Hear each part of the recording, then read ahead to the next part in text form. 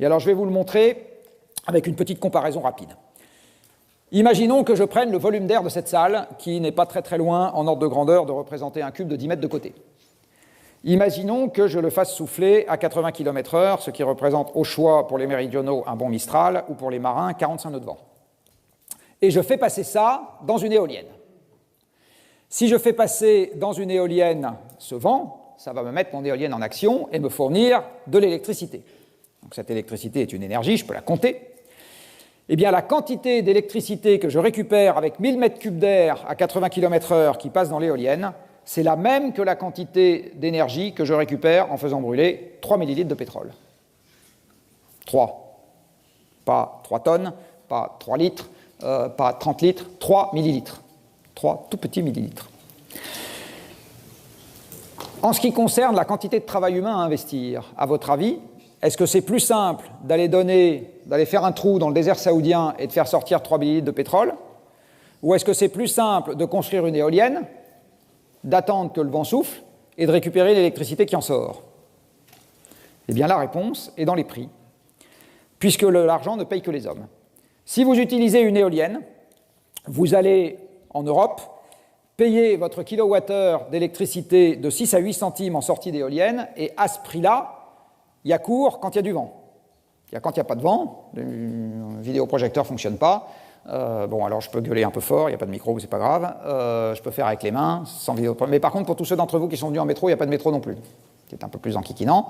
Il n'y a pas non plus de soirée ce soir, si le vent ne souffle pas. Ça commence à devenir vraiment enquiquinant.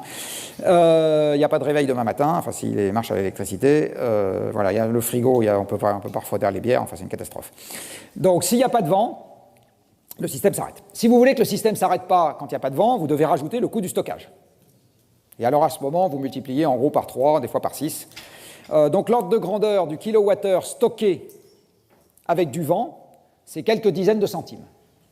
En face de ça, l'ordre de grandeur du coût du kilowattheure déjà stocké, puisque quand vous sortez votre pétrole du sol, c'est déjà un stock.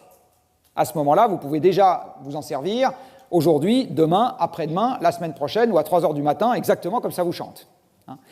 Eh bien, ce kilowattheure de pétrole déjà stocké, sorti du désert saoudien, il vaut 0,3 centimes.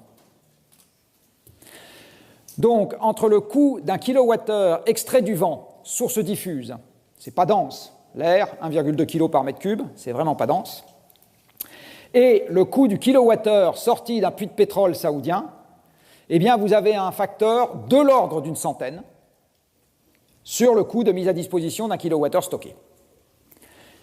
Et encore, là, l'éolienne, vous l'avez elle-même fabriquée avec du pétrole. Le système n'est pas bouclé.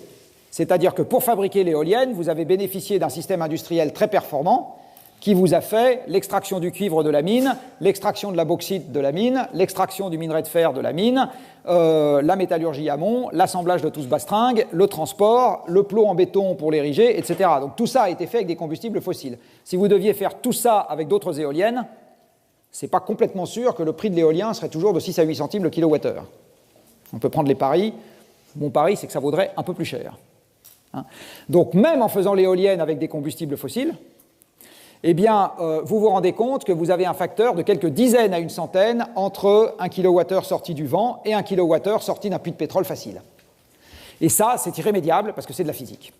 Donc, c'est pour cette raison que, historiquement, nous ne sommes pas passés des combustibles fossiles aux énergies renouvelables, mais nous avons fait l'exact inverse.